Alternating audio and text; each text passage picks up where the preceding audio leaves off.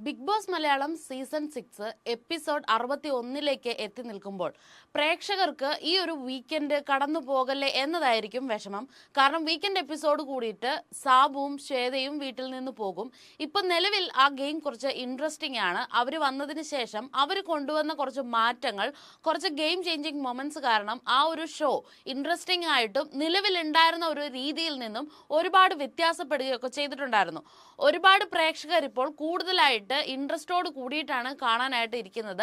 നേരത്തെയൊക്കെ ആ ഒരു ഷോ കാണുന്നത് പല വിവാദങ്ങൾക്ക് വേണ്ടിയിട്ടും അല്ലെങ്കിൽ പല സോഷ്യൽ മീഡിയ ചർച്ചകളിലെ സത്യാവസ്ഥ എന്താണെന്ന് നമുക്ക് അറിയാനായിട്ട് ഒരുപാട് ആളുകൾ ആ ഷോ കാണാനായിട്ട് ശ്രമിക്കുന്നുണ്ടായിരുന്നെങ്കിൽ പോലും ഇപ്പോൾ ഒരുപാട് പേര് ഇഷ്ടത്തോടെ ആ ഷോ കാണാനായിട്ട് ശ്രമിക്കുന്നുണ്ട്. അപ്പോൾ ഈ ഒരു ഞായറാഴ്ചയോട് കൂടി ആ ഗസ്റ്റ് പോകുമല്ലോ എന്നോർത്തിട്ട് പല പ്രേക്ഷകർക്കും വിഷമം തന്നെയാണ്. പക്ഷെ എന്താണെങ്കിലും ഈ ഒരു 2-3 ദിവസമായിട്ട് ഗെയിം പോകുന്ന ഒരു രീതിയിൽ മുമ്പോട്ട് പോകാൻ കഴിഞ്ഞാൽ ഈ സീസൺ അടിപൊളിയായിരിക്കും എന്ന് തന്നെയാണ് പ്രേക്ഷകരുടെ ഭാഗത്തു നിന്നും ലഭിക്കുന്ന അഭിപ്രായം. എന്താണെങ്കിലും ഇന്നലത്തെ എപ്പിസോഡിൽ 60ാമത്തെ എപ്പിസോഡ് അല്ലെങ്കിൽ പ്രീവിയസ് എപ്പിസോഡിനെ പറ്റിയിട്ടുള്ള ഒരു ചെറിയൊരു അനാലിസിസ് ആദ്യം തന്നെ രശ്മിനും അപ്സരയും തമ്മിൽ നടത്തിക്കൊണ്ടിട്ടാണ് എപ്പിസോഡ് സ്റ്റാർട്ട് ചെയ്യുന്നത്. അതിൽ അപ്സര രശ്മിനോട് ചോദിക്കുന്ന കുറച്ച് കാര്യങ്ങളുണ്ട്. നിങ്ങൾ എന്തുകൊണ്ട് ഞങ്ങളെ പെർഫോം ചെയ്യാനായിട്ട് അനുവദിച്ചില്ല, അല്ലെങ്കിൽ പവർ ടീം എന്നുള്ള രീതിയിൽ ഞങ്ങളെ പുറത്താക്കിയപ്പോൾ ഞങ്ങളുടെ ഒരുപാട് ചാൻസ് അവിടെ മിസ്സാവുകയാണ് ചെയ്തത്. എന്ത് കാരണമായിട്ടാണ്, വാലിഡ് പോയിന്റോട് കൂടിയിട്ടാണ് ഞങ്ങളെ പുറത്താക്കിയത് എന്ന് പറഞ്ഞിട്ട് അപ്സര ചോദിക്കുമ്പോൾ രശ്മിന് അവിടെ കൃത്യമായ ഒരു മറുപടി പറയാനില്ല. കാരണം അവരുടെ ആ ഒരു ടീം, ആ ഒരു ഓണേഴ്സ് എന്ന് പറയുന്ന ആ ഒരു ടീം ചെയ്തിട്ടുണ്ടായിരുന്നത് ഒരിക്കലും ഒരു ഫെയർ ആയിട്ടുള്ള രീതിയിൽ അവരവിടെ നിന്നിട്ടുള്ളതായിട്ട് ഫീൽ ചെയ്യുന്നില്ല. ആ വന്ന ഗസ്റ്റുകൾ അടക്കം പറയുന്നു അവർ പേഴ്സണൽ ഗ്രഡ്ജ് വെച്ചിട്ടോ ഈഗോ വെച്ചിട്ടോ ആണ് ആ ഒരു ഗെയിമിനെ കളിച്ചിട്ടുണ്ടായിരുന്നതെന്ന്.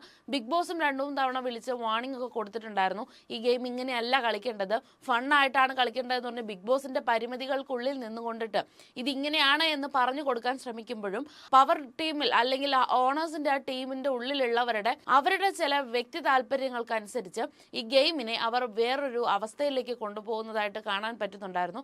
പക്ഷെ മാക്സിമം സാബുവും ശ്വേതയും ആ ഒരു ഗെയിമിന്റെ ഗതി മാറ്റി പിടിക്കുകയായിരുന്നു ഈ ഒരു 2-3 ദിവസങ്ങളായിട്ട്. പ്രത്യേകിച്ച് ഇന്നലത്തെ എപ്പിസോഡിലും ആ ഒരു ഡ്രാസ്റ്റിക് ചേഞ്ച് തന്നെ കാണാനുണ്ടായിരുന്നു. എന്തായാലും ആ വീട്ടിൽ നിന്ന് അപ്സരയുടെയൊക്കെ ഒരു ടീമിനെ പുറത്താക്കിയതിനു ശേഷം അടുക്കളയിൽ നിന്ന് കത്തി കാണാതെ പോവുക, അല്ലെങ്കിൽ ഓണേഴ്സിന്റെ ഒരാളുടെ തൊപ്പി മിസ്സാവുക, ഇത്തരത്തിലുള്ള കത്തിയും തൊപ്പിയും ഒക്കെ മിസ്സിംഗ് ആയിട്ടുള്ള കാര്യങ്ങളൊക്കെ അവിടെ ചർച്ച ചെയ്തുകൊണ്ടൊക്കെ ഇരിക്കുന്നുണ്ട്. ഇത് ആരാണ് എടുത്തതെന്ന് അപ്പോഴും കണ്ടുപിടിക്കാതെ ഉള്ള രീതിയിൽ നടക്കുകയായിരുന്നു. അപ്പൊ അപ്സരയൊക്കെ ആയിരുന്നു ആ ഒരു ഇത് മാറ്റി വെച്ചിട്ടുണ്ടായിരുന്നത്. തൊപ്പി എടുത്ത് വെച്ചിട്ടുണ്ടായിരുന്നത് അർജുനായിരുന്നു. അപ്പൊ അർജുൻ പറയുന്നുണ്ട് മോഷ്ടിച്ചതല്ല, എന്റെ കയ്യിൽ കിട്ടിയപ്പോൾ ഞാനത് എടുത്ത് സിജോയുടെ ഡ്രോയുടെ ഉള്ളിൽ വെക്കുകയായിരുന്നു എന്ന് പറഞ്ഞിട്ടുണ്ടായിരുന്നു. അപ്പൊ അത്തരത്തിൽ കുറച്ച് ഫൺ മൊമെന്റ്സ് ഒക്കെ ക്രിയേറ്റ് ചെയ്യാൻ ബാക്കി മത്സരാർത്ഥികൾ ഒരുപാട് കഷ്ടപ്പെടുമ്പോഴും ഈ ഒരു ഓണേഴ്സിന്റെ ടീമിന്റെ ഭാഗത്ത് നിന്ന് കിട്ടുന്ന റെസ്പോൺസ് അനുസരിച്ച് അവർക്ക് പെർഫോമൻസിനുള്ള ഒരു സ്പേസ് വല്ലാണ്ട് കുറയുന്നുണ്ട്. പക്ഷെ അപ്പോഴും പുറത്താക്കപ്പെട്ട അപ്സരയുടെയൊക്കെ ടീം നല്ല രീതിയിൽ പെർഫോമൻസിനുള്ള ഒരു ഗ്യാപ്പ് പല രീതിയിലും ഉണ്ടാക്കിയെടുക്കുന്നുണ്ട്. അപ്പൊ ആ വീടിന്റെ ഉള്ളിലേക്ക് കയറാനും ആ ഒരു കല്ലിനെ മോഷ്ടിക്കാനൊക്കെ ശ്രമിക്കുന്ന സമയത്ത് സെക്യൂരിറ്റി എന്ന് പറഞ്ഞിട്ട് ആ വീടിന്റെ മെയിൻ എൻട്രൻസിൽ തന്നെ ഒരാൾ നിൽക്കുന്ന സമയത്ത് അതിന്റെ ഉള്ളിലേക്ക് പോകാനായിട്ട് പറ്റുന്നില്ല. എങ്ങനെ ആ ഉള്ളിലേക്ക് കയറാം എന്നുള്ള തരത്തിൽ പല പല പ്ലാനിങ് നടത്തി അവസാനം കല്ല് സൂക്ഷിക്കാൻ ഏൽപ്പിച്ചിരിക്കുന്ന ജിൻഡോയുടെ ഭാര്യയും കുട്ടിയുമാണെന്ന് പറഞ്ഞിട്ട് കാണണമെന്ന് പറഞ്ഞിട്ട് വരാൻ നോക്കി. അതുപോലെ ശ്വേതേനെ പേഴ്സണലായിട്ട് അറിയുന്നതാണ്, ശ്വേതേനെ പേഴ്സണലായിട്ടൊന്ന് മീറ്റ് ചെയ്യണം എന്നുള്ള രീതിയിൽ റിക്വസ്റ്റ് ചെയ്ത് അകത്ത് കയറാനൊക്കെ നോക്കുന്ന ക്യൂട്ടായിട്ടുള്ള നല്ല ഫണ്ണി ആയിട്ടുള്ള കുറച്ച് മൊമെന്റ്സ് ഒക്കെ ഇന്നലത്തെ എപ്പിസോഡിലുണ്ടായിരുന്നു. അപ്പോൾ അവർ മാക്സിമം അലമ്പ് ചെയ്തുകൊണ്ടിട്ട് തന്നെ ഫൺ ഉണ്ടാക്കുക എന്നുള്ളതായിരുന്നു അവരുടെയും ഉദ്ദേശം. ഗെയിമിന്റെ ഒരു പ്രത്യേക അവസ്ഥയ്ക്ക് ശേഷം ഈ റോബോട്ടിന്റെ ചിപ്പ് മാറ്റി, റോബോ ആയിട്ടുണ്ടായിരുന്നത് ജാസ്മിൻ ആയിരുന്നു, ആ ഒരു ചിപ്പ് മാറ്റി ടാസ്കിനെ ഫൺ രീതിയിലേക്കാക്കി മാറ്റാനായിട്ട് ഈ അപ്സരയുടെയൊക്കെ ടീം മാക്സിമം ശ്രമിച്ചിട്ടുണ്ടായിരുന്നു. സായി റോബോട്ടിനെ സ്വന്തം അവർക്ക് കൈക്കലാക്കുന്നു, അല്ലെങ്കിൽ ഹോട്ടലിൽ നിന്ന് ഇറങ്ങി വന്നിട്ടുള്ള റോബോട്ടിനെ അവർ കൈക്കലാക്കി അതിന്റെ ചിപ്പ് മാറ്റി അവരുടെ ഒരു പ്രൊഡക്റ്റ് എന്നുള്ള രീതിയിൽ അവരതിനെ ഉപയോഗിച്ചുകൊണ്ടിരിക്കുന്ന സമയത്ത് റോബോനെയും ടെർമിനേറ്റ് ചെയ്യുകയായിരുന്നു ഓണേഴ്സിന്റെ ഗ്രൂപ്പ് അവിടെ ചെയ്തിട്ടുണ്ടായിരുന്നത്. എപ്പിസോഡ് മുഴുവനുള്ള ആ ഒരു ഇതിനെപ്പറ്റി നോക്കിയിട്ടുണ്ടെങ്കിൽ ശ്രീരേഖയുടെ പെർഫോമൻസ് പറയാതിരിക്കാൻ വയ്യ. നല്ല അടിപൊളിയായിട്ടുള്ള പെർഫോമൻസ് ആയിരുന്നു. ആക്ടിങ്ങിന്റെ രീതിയിലേക്ക് വരുമ്പം എപ്പോഴും ശ്രീരേഖ അവിടെ മുമ്പിട്ട് നിൽക്കാറുണ്ട്. വന്ന ഗസ്റ്റുകളുടെ അടക്കം നല്ലൊരു ഫീഡ്ബാക്ക് ശ്രീരേഖയ്ക്ക് കിട്ടുന്നുണ്ടായിരുന്നു. നല്ല തരത്തിലുള്ള പെർഫോമൻസ് തുടക്കം മുതൽ അവസാനം വരെ ആ ഒരു ക്യാരക്ടർ പിടിച്ചുകൊണ്ടിട്ട് നിന്നിട്ട് തന്നെയാണ് പെർഫോം ചെയ്തിട്ടുണ്ടായിരുന്നത്. സാബു ഇതിന്റെ ഇടയ്ക്കൊക്കെ കിട്ടുന്ന ഗ്യാപ്പിലൊക്കെ നല്ല രീതിയിൽ കൗണ്ടറുകൾ അടിക്കുകയും ആ ഒരു എന്റർടൈൻമെന്റ് എന്നുള്ള രീതിയിൽ സാബു നല്ല രീതിയിൽ അവിടെ ചെയ്തിട്ടുണ്ടായിരുന്നു. ഏതൊരാളും ഇപ്പോൾ ഓണേഴ്സിന്റെ ഭാഗത്ത് നിന്നിട്ടാണെങ്കിലും സാബുവിനോട് എന്തെങ്കിലുമൊക്കെ പറയാൻ വരുന്ന സമയത്ത് സാബുവിനോട് സംസാരിച്ച് പിടിച്ചു നിൽക്കുക എന്ന് പറയുന്നത് കുറച്ച് കഷ്ടപ്പാടായിരുന്നു. അപ്പോൾ ആ ഒരു രീതിയിൽ സാബു അത്യാവശ്യം നല്ല രീതിയിൽ ഫണ്ണായിട്ട് ആ കാര്യങ്ങളൊക്കെ കൊണ്ടുപോയിട്ടുണ്ടായിരുന്നു.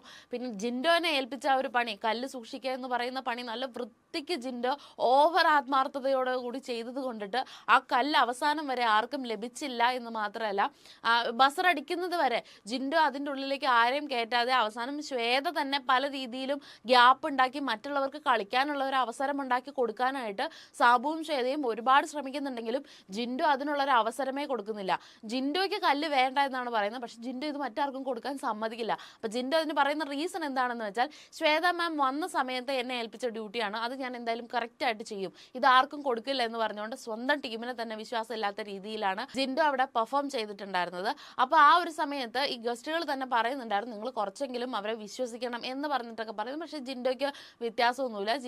ജിൻഡോ ഇടയ്ക്ക് പിന്നെ ആ കല്ല് മോഷ്ടിക്കാനായിട്ട് ജിൻഡോ നോക്കുകയും അപ്പോൾ അത് ഋഷി കൈയോടെ പിടിക്കുകയും അപ്പോൾ അവിടെ കിടന്ന് കുറച്ച് ഒരു നാടകീയമായ രംഗങ്ങളൊക്കെ കാണിക്കുകയൊക്കെ ചെയ്തു. ഞാൻ മോഷ്ടിച്ചതല്ല, ഞാൻ ഇത് സേവ് ചെയ്യാൻ നോക്കിയതാണെന്നൊക്കെ പറഞ്ഞിട്ട് പല രീതിയിലുള്ള പെർഫോമൻസ് ഒക്കെ കിട്ടുന്നുണ്ടായിരുന്നു. ഇന്നലത്തെ ആ ഒരു എപ്പിസോഡ് കാണുന്ന സമയത്ത് ഒരുപാട് പ്രേക്ഷകരുടെ ഭാഗത്തു നിന്ന് വന്നിട്ടുള്ള ഒരു ഫീഡ്ബാക്ക് ആണ്, ജിൻഡോയ്ക്ക് 2 ആഴ്ച മുമ്പ് ഒരു പപ്പറ്റ് അവാർഡ് കൊടുത്തിട്ടുണ്ടായിരുന്നു. ജാൻമണിയൊക്കെ വീട്ടിലുണ്ടായിരുന്ന സമയത്ത് അവസാനമായിട്ട് ജാൻമണിയും സിബിനൊക്കെ പവർ റൂമിൽ ഉണ്ടായിരുന്ന സമയത്ത് ജിൻഡോ ക്യാപ്റ്റൻ ആയിട്ട് നിന്ന് അവരുടെ പപ്പറ്റായിട്ട് കളിക്കുകയായിരുന്നു എന്ന് പറഞ്ഞിട്ട് ജിൻഡോയ്ക്ക് ഒരു പപ്പറ്റ് അവാർഡ് കൊടുക്കുന്ന ഒരു ഇതുണ്ടായിരുന്നു. അതേപോലെ തന്നെ ഈ ഒരാഴ്ച ഋഷിക്കും ആ ഒരു പപ്പറ്റ് അവാർഡ് കൊടുക്കണം എന്ന് പറഞ്ഞിട്ട് പ്രേക്ഷകരുടെ ഭാഗത്തു നിന്ന് ഒരു റെസ്പോൺസ് വരുന്നുണ്ട്. അതിന് കൃത്യമായ കാരണങ്ങളുണ്ട്. അൻസിബയുടെയും നോറയുടെയും പപ്പറ്റായിട്ട് ഋഷി പലപ്പോഴും വർക്ക് ചെയ്യുന്ന പോലെ ഫീൽ ചെയ്യുന്നുണ്ട്. ഒരു സ്വന്തമായിട്ടുള്ള ഒരു താല്പര്യങ്ങളോ അല്ലെങ്കിൽ ഒരു തീരുമാനങ്ങളോ, അത് ഈവൻ ആ ഒരു ബിബി ഹോട്ടൽ എന്ന് പറയുന്ന ഒരു ടാസ്കിലാണെങ്കിൽ പോലും അല്ലെങ്കിൽ ആ വീട്ടിലെ ഒരു കാര്യങ്ങളിലാണെങ്കിൽ പോലും ഋഷിക്ക് അത്തരത്തിൽ സ്വന്തമായിട്ടുള്ള ഒരു നിലപാടുകളോ ഒരു തീരുമാനങ്ങളോ എടുക്കാൻ പറ്റുന്നില്ല. ഋഷി ഭയങ്കര ഡിപ്പെൻഡൻ്റ് ആണ്. ആ ഒരു കാര്യം ഗെയിമിനെ പറ്റി അനലൈസ് ചെയ്ത് ഗസ്റ്റുകൾ സംസാരിക്കുന്ന സമയത്ത് അവരും പറഞ്ഞു കൊടുക്കുന്നുണ്ട്, ഋഷി ഇങ്ങനെ ചെയ്താൽ പോരാ എന്ന് പറഞ്ഞിട്ട്. പിന്നെ വന്ന സമയം മുതൽ ശ്വേതയാണെങ്കിലും ഋഷിയുടെ ഉള്ളിലെ ആ ഒരു ക്യാപ്റ്റൻസിയെ കൂടിയിട്ട് പുറത്ത് കാണിക്കണം എന്നുള്ള രീതിയിൽ ശ്വേതയും പലപ്പോഴായിട്ട് ശ്രമിക്കുന്നുണ്ട്. ഋഷി പലപ്പോഴും അത് മനസ്സിലാക്കുന്നില്ല. ഋഷിയോട് പല കാര്യങ്ങളും പറഞ്ഞു കൊടുക്കുമ്പോൾ അതൊരു പേഴ്സണൽ ഗ്രഡ്ജിലേക്ക് ഋഷി എടുക്കുകയും അല്ലെങ്കിൽ മറ്റൊരു മോശമായിട്ടുള്ള രീതിയിൽ ഒരു ഇമാജിൻ ചെയ്ത് വേറെ രീതിയിലേക്ക് കൊണ്ടുപോവുകയാണ് ഋഷി ചെയ്യുന്നത്. അത് പറയുന്ന ഒരു രീതിയിലേക്ക് ഋഷി അതിനെ ചിന്തിക്കുന്നില്ല. ഇതൊരു ഫൺ ടാസ്ക് ആണ് എന്ന് പലപ്പോഴായിട്ട് ബിഗ് ബോസ് ദേഷ്യം കടിച്ചമർത്തി ഹോണേഴ്സിന്റെ ഗ്രൂപ്പിനോട് അവിടെ നിന്ന് സംസാരിക്കുന്നുണ്ടായിരുന്നു. നിങ്ങളാണ് ഈ ടാസ്കിന് ഇത്തരത്തിൽ മോശമായിട്ട് കൊണ്ടുപോയത് എന്നൊക്കെ പറയുമ്പോൾ അൻസിബിക്കൊക്കെ അത് വലിയൊരു ഇൻസൾട്ടിങ് ആയിട്ട് ഫീൽ ചെയ്യാണ്. കാരണം ആദ്യം മുതലേ കർക്കശക്കാരിയായ കുറച്ച് ഉടമസ്ഥരെ പോലെ ആയിട്ടാണ് അവർ നിന്നിട്ടുണ്ടായിരുന്നത്. അപ്പോൾ ബിഗ് ബോസും ചോദിക്കുന്നുണ്ട്, നിങ്ങൾക്ക് കുറച്ചും കൂടെ ഫ്രണ്ട്ലി ആയിട്ട് ഇത്ര സീരിയസ് ആവണ്ട എന്ന് ബിഗ് ബോസ് പലപ്പോഴും പറയുന്നുണ്ട്. പക്ഷെ ഇവരുടെ ഉള്ളിൽ കിടക്കുന്ന ആ ഒരു വ്യക്തിപരമായിട്ടുള്ള കുറച്ച് ദേഷ്യങ്ങളും കാര്യങ്ങളും അവരെ ആ ഒരു ഈഗോയിലേക്ക് എത്തിക്കുകയായിരുന്നു എന്ന് ഇത് കാണുന്ന എല്ലാ പ്രേക്ഷകർക്കും മനസ്സിലായിട്ടുണ്ടാവും. അതുപോലെ ഇത് അടി നിർത്താനായിട്ട് വിളിപ്പിച്ചതാണ്, ഇനി ഇതിൻ്റെ പേരിൽ അടി കൂടരുത് എന്നൊക്കെ പറഞ്ഞിട്ട് ബിഗ് ബോസിൻ്റെ ഭാഗത്ത് നിന്ന് അനൗൺസ്മെൻറ്റ് വരികയും അവർ അതിൽ അസ്വസ്ഥരാവുകയൊക്കെ ചെയ്തുകൊണ്ട് ഓവർ സ്ട്രെസ്ഡ് ആവുന്ന ഒരു അൻസിബയൊക്കെയാണ് കാണാൻ പറ്റിയിട്ടുണ്ടായിരുന്നത്. പവർ റൂമിൽ കയറിയതിന് ശേഷമുള്ള അൻസിബയുടെയും നോറയുടെയും വ്യത്യാസം നല്ല രീതിക്ക് പ്രകടമായിട്ട് കാണുന്നുണ്ടായിരുന്നു. കൂടെ ഈ ഒരു കുറച്ച് കാര്യങ്ങൾ കൂടി ആയപ്പോൾ അത് വല്ലാതെ കൂടുന്ന പോലെ ഫീൽ ചെയ്യുന്നുണ്ടായിരുന്നു. ടാസ്ക് പാടെ പരാജയമാണ്, പവർ ടീം പലതും മറന്നു പോകുന്നു എന്നൊക്കെയായിരുന്നു ബിഗ് ബോസിന്റെ ഭാഗത്ത് നിന്ന് വന്നിട്ടുള്ള റെസ്പോൺസ് ഉണ്ടായിരുന്നത്. എന്തായാലും ടാസ്ക് അവസാനിച്ച് ബസർ അടിക്കുന്ന സമയത്ത് കല്ല് ആർക്കും ലഭിച്ചിട്ടുണ്ടായിരുന്നില്ല. ആ ഒരു വിശിഷ്ടമായ കല്ല് ആർക്കും ലഭിച്ചിട്ടില്ല. അതുകൊണ്ട് തന്നെ ബിഗ് ബോസ് ഒരു അനൗൺസ്മെന്റ് ചെയ്തു, ഞായറാഴ്ച അല്ലെങ്കിൽ വീക്കെൻഡ് എപ്പിസോഡിൽ അവർ അവിടെ നിന്ന് പോകുന്നത് വരെ ഈ ഒരു കല്ല് മോഷ്ടിക്കാനായിട്ടുള്ള അവസരമുണ്ട്. അതുവരെ അത് ആർക്ക് വേണമെങ്കിലും മോഷ്ടിക്കാം. 10th വീക്കിലെ ആ ഒരു നോമിനേഷൻ ഫ്രീ കാർഡ് ആർക്കും ലഭിക്കാം എന്നുള്ള തരത്തിൽ അനൗൺസ്മെന്റ് വീണ്ടും ബിഗ് ബോസ് ചെയ്യുന്നുണ്ട്. കാരണം അത് ഒരു ടാസ്കിന്റെ ഇടയ്ക്ക് കൊടുത്തപ്പം ജിൻഡോ സമ്മതിക്കാത്തത് കൊണ്ട് ആ ഒരു ഗെയിം ഓൺ ആയിട്ടില്ല. അപ്പം ഇനി വീണ്ടും ബാക്കിയുള്ളവർക്ക് ആ ഒരു ചാൻസ് കൊടുക്കുകയാണ്. പിന്നെ അതിനുശേഷം ആ ടാസ്കിന്റെ ഒക്കെ ശേഷം ഗസ്റ്റുകൾ വന്നിട്ട് ആ ഒരു മൊത്തത്തിൽ ആ ടാസ്കിനെ പറ്റി അനലൈസ് ചെയ്യുകയും അവിടെ ഉള്ളവരെ പറ്റിയൊക്കെ അനലൈസ് ചെയ്യുന്ന സമയത്ത് നോറ ഒരു ഭയങ്കരമായ ഒരു സ്റ്റോറി ക്രിയേറ്റർ ആണെന്ന് ശ്വേത പറയുന്നുണ്ടായിരുന്നു. മിനിറ്റുകൾക്കുള്ളിൽ നിമിഷങ്ങൾക്കുള്ളിൽ സ്റ്റോറി ഉണ്ടാക്കാനും അത് പറഞ്ഞു ഫലിപ്പിക്കാനും നോറയ്ക്ക് പറ്റുന്നുണ്ടെന്ന് പറയുന്ന സമയത്ത് ജാസ്മിൻ്റെ ഒക്കെ കൈയടി കാണണം, കറക്റ്റാണ്, വന്ന അന്ന് മുതൽ അവൾ അങ്ങനെയാണെന്നുള്ള തരത്തിലുള്ള ഒരു റെസ്പോൺസ് ആണ് ജാസ്മിൻ്റെ ഒക്കെ ഭാഗത്ത് നിന്ന് കിട്ടുന്നത്. അതുപോലെ റെസ്മിൻ്റെ ഭാഗത്ത് നിന്ന് പറയുകയാണെങ്കിൽ ഹോസ്പിറ്റാലിറ്റി നല്ല രീതിക്ക് ലഭിച്ചിട്ടുണ്ടായിരുന്നു എന്നാണ് പറയുന്നത്. അൻസിബ ഓവർ സ്ട്രെസ്ഡ് ആയിരുന്നു, ഇത്രയ്ക്ക് സീരിയസ് ആയിട്ട് നിൽക്കേണ്ട കാര്യമില്ല, അല്ലെങ്കിൽ ഒരു ഗസ്റ്റിനെ ഒരു നല്ല രീതിയിൽ അപ്രോച്ച് ചെയ്തിട്ടില്ല എന്നാണ് അൻസിബനെ പറ്റി പറയുന്നത്. അഭിഷേക് അവിടെ ഒന്നും ചെയ്തിട്ടില്ല എന്നാണ് പറയുന്നത്. പ്രേക്ഷകർക്ക് മനസ്സിലായ കാര്യമാണ്, അഭിഷേക് ഒന്നും ചെയ്തിട്ടില്ല. ഋഷി ഡിപ്പെൻഡൻ്റ് കണ്ടന്റ് ആണ്, അതിൽ നിന്ന് അതൊന്ന് പുറത്തു വരണം എന്നുള്ള തരത്തിലാണ് ഗസ്റ്റുകളുടെ ഭാഗത്തു നിന്ന് കിട്ടുന്ന ഫീഡ്ബാക്ക്. പക്ഷേ ഏറ്റവും നല്ലതായിട്ട് ഹൗസ് കീപ്പിംഗ് ഒക്കെ നന്നായിട്ട് ചെയ്തു എന്ന് പറഞ്ഞിട്ട് ജിൻഡോയുടെ ടീമിനെയും അതുപോലെ എന്റർടൈൻമെന്റ് അടിപൊളിയായിരുന്നു പറഞ്ഞു, സ്പെഷ്യലി ശ്രീരേഖ അടിപൊളിയായിരുന്നു പറഞ്ഞിട്ട് സിജോയുടെ ആ ഒരു ടീമിനെയൊക്കെ പറയുന്നുണ്ടായിരുന്നു. പിന്നെ ഒരു 3 ചലഞ്ച് കൂടിയിട്ട് അവസാനം ഈ ടാസ്കിന് ശേഷം ജയിച്ചിട്ടുണ്ടായിരുന്നത് ജിൻഡോയുടെ ടീമായിരുന്നു. അപ്പോൾ ജിൻഡോ ടീമും പവർ ടീമും കൂടെ ചേർന്നിട്ടായിരുന്നു അവസാനത്തെ ആ ഒരു ചലഞ്ചിലേക്ക് വന്നിട്ടുണ്ടായിരുന്നത്. അപ്പോൾ ഒരു 3 ഗെയിമാണ് കൊടുത്തിട്ടുണ്ടായിരുന്നത്. 3 ഗെയിമിൽ 2 ഗെയിം ജിൻഡോയുടെ ഒക്കെ ഒരു ടീം ജയിക്കുകയും ഒരു ഗെയിം മാത്രം പവർ ടീം ജയിക്കുകയും ചെയ്തത് കൊണ്ടിട്ട് അടുത്ത ആഴ്ചത്തെ പവർ ടീമായിട്ട് സെലക്ടഡ് ആയിട്ടുള്ളത് ജിൻഡോയുടെ ഒക്കെ ഒരു ടീമാണ്. അതിനുശേഷം ആ ശ്വേതയുടെ കയ്യിലുള്ള ആ ഒരു കല്ല് ഇനിയും മോഷ്ടിക്കപ്പെടാനുള്ള സാധ്യതകൾ ഉള്ളപ്പോഴും ജിൻഡോയ്ക്ക് ആ ഒരു 10ാം വീക്കിൽ നിന്നും 11ാം വീക്കിൽ നിന്നും ജിൻഡോ സേവ് ആയിരിക്കുകയാണ്. പക്ഷേ എങ്കിൽ പോലും ആ ഒരു കല്ല് മറ്റാർക്കും ലഭിക്കാതിരിക്കാൻ വേണ്ടി കല്ല് സ്വന്തമാക്കാനുള്ള ഒരു സാധ്യത കാണുന്നുണ്ട്.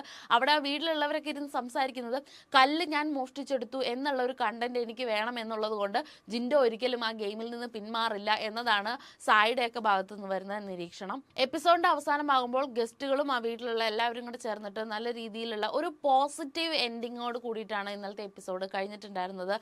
ഇതുവരെ ഉണ്ടായിരുന്ന ബിഗ് ബോസ് എപ്പിസോഡുകളിലൊക്കെ അവസാനത്തിൽ ഇത്തരം ഒരു പോസിറ്റിവിറ്റി പ്രേക്ഷകർക്ക് കിട്ടിയിട്ടുണ്ടാവില്ല.